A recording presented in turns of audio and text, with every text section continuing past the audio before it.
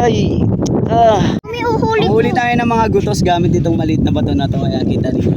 Ngayong araw nga guys ay manguhuli tayo ng gutos o maliliit na manala. Gamit lang yung maliit na bato na may mga palawit ng lastiko. Pero hindi pala ganun kadali ang paghuli ng mga ganung gutos. Napakahirap at napakangalay sa braso. Pero sila ang galing nilang kumuha at humuli ng mga ganung gutos. Di pa, bukya pa, hindi mo nakakahuli. Para dyan tatay. Visit na to. Bakit sila ang bilis nila makahuli?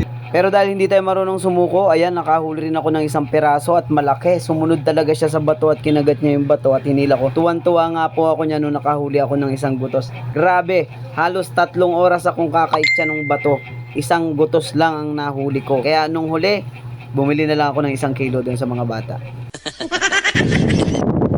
Nakahuli din ako mula kanina. Ito lang ang nahuli ko. Ito yung gamit ko. Alright. Yan, kanina pa ako naghuhuli. Nakaisa rin ako. Ang sakit. Nangangaga.